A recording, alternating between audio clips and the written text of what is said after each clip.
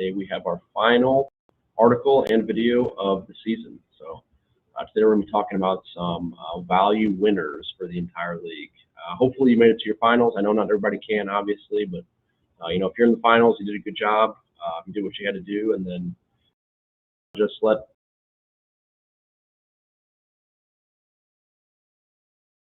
value of the league, value of the year winners for Dynasty. The past two articles, up until this one, I talked about some of the nominees: quarterback, running back, wide receiver, and tight ends. Hopefully you read all those, watched all the videos for those. It'll give you good background for all the players I'm going to talk about today. So first up, we're going to talk about quarterbacks. There are actually quite a few nominees for quarterbacks this season, just kind of the nature of the position and how it works out. But I'll read them off to you. So the nominees were Jalen Hurts, Lamar Jackson, Taylor Heinicke, Josh Allen, Mac Jones, and Justin Herbert. Most of these players really didn't have a fair chance just because their salary is quite a bit higher than some of the other players. But nonetheless, they should be mentioned. So 6 quarterbacks in all listed here. Only 2 had a realistic chance of winning. Those were Hurts and Jackson, like I said, just because their salaries are so low. In the end, Jalen Hurts is the one that wins. Just too good of a value, too good of a salary combined with his finish on the season. So this is what I wrote about Hurts a few weeks ago in the nominees article. I said we have a top 10 quarterback, which is still true, with a top 10 salary, obviously still true, combined with the best dynasty dollar per fantasy point of any quarterback. Doesn't get much better than that. So no surprise here that Jalen Hurts ends up winning for the quarterbacks. He finishes this season, not including the finals because we haven't gotten there yet. This is obviously being released before that, but through where we're at today, while I'm writing this article, in terms of total points, 344. He's the QB1 in terms of dynasty dollar per fantasy point. So amazing value. Congratulations if you owned Hurts throughout the year. There was no better value at the quarterback position. Up next, running back, 3 nominees: Myles Gaskin, James Robinson, Jonathan Taylor.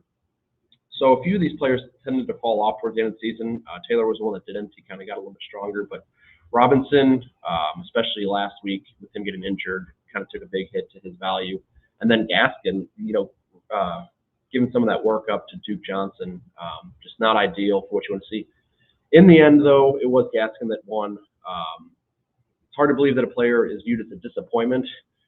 For most of the season, really, he had some good games, but at this point for most of the season, can end, winning this award. But that's exactly what happened, and that's what happens when you have a salary of about $650,000. I would have loved to name Jonathan Taylor, but the fact is that his salary is just too much. He would have had to have 3 times what Gaskin did on the season, and that just isn't feasible with how average Gaskin was. So Gaskin takes home the award.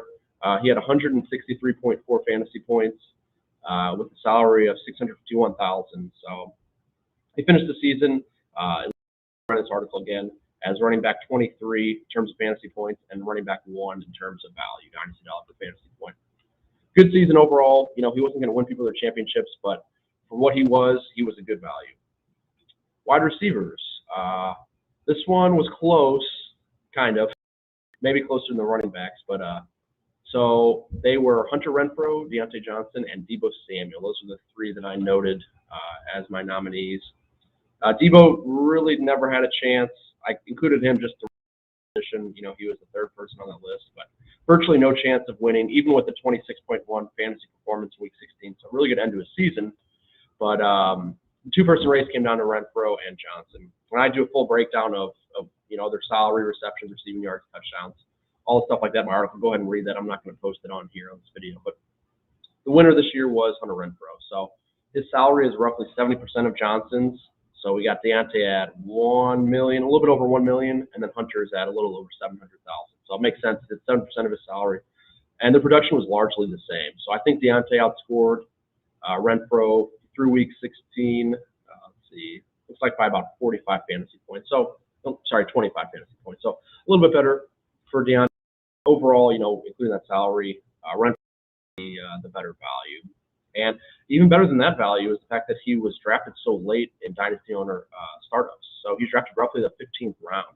Also, if you wanted to trade for Renfrow at the beginning of the season, you didn't have to do much to do that. Even maybe towards the beginning of the season, people weren't really sold on him. So great value just overall. An amazing season for Renfrow. One that he's going to try to recreate next season into 2022. So he finished through Week 16 as a wide receiver 12. Total points, 221.9, and he was wide receiver 1 in terms of Dynasty Dollar for fantasy point. And finally, the tight end nominees were Mark Andrews, Dalton Schultz, and Dawson Knox.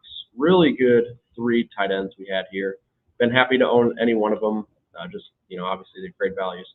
So I mentioned in my last article that all 3 were having career years, and one of them was just a little too dominant to ignore, and that was Mark Andrews. He makes $863,000 per year. So when this regular season is over, it's very likely, barring injury, that Andrews is going to have over 100 receptions, over 1,200 receiving yards, and at least 10 touchdowns. An amazing feat for a tight end, especially one who was perennially perceived to be this, this low-volume tight end. He's kind of broken that mold this year. He's earned himself a top-tier contract. I look forward to seeing what that is next year. I'm sure it's going to be north of $12 million. So if you own him, you're going to have to be able to make room for that. But congratulations to those of you who owned him, for the past 3-4 years. There's really been no better value in tight end at all over that period. So he finished the season as tight end 1 for total points and tight end 1 for Dynasty Dollar for fantasy point. Just amazing. If he was labeled as a wide receiver, so if he had wide receiver eligibility, he would have been the wide receiver 6 on the season. Doesn't get much better than that. I hate to belabor the point, but I feel like it's going to be a long time before we see a tight end value like this. Pitts will never be able to get that type of value just because the salary is so much. So you're really going to have a late round, a late draft tight end that breaks through like this. And it's rare to see, especially when it started so early as Andrews did. Just amazing. So finally, value of the year, what we've all been waiting for. And, I kind of buried the lead when I talked about Andrews here, but the fact is that he is the overall value of the year. I considered putting Hurts in there, but just with what Andrews has done, being the tight end 1 and finishing as the tight end 1 point, we don't see that very often where a player double dips like that for value and production. Like I said, I don't want to oversell it, but it's just been incredible what he's done. In fact, no player did this last year. No player finished as the top player at the position and got the Dynasty Dollar for fantasy point first place finish too. So the only person that was close last year was actually Andrews. He lost to Dalton Schultz by just a little bit in the value category. So that's it. Enjoy the win. If you're an Andrews owner, odds are that you made it to the playoffs. Odds are that you're probably in the finals. I know the one league that I'm in, Dynasty owner, in the finals, I have Andrews. And it's a big testament to what he's done this season, especially with his value. So like I said, though, his salary is going to increase dramatically next year as his rookie contract will be expiring. So get ready for that. And that's it. That's the end of the season. I hope everybody does well in the finals.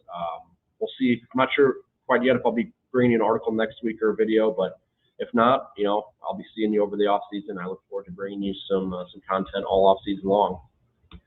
I appreciate everybody watching. Take care and be safe.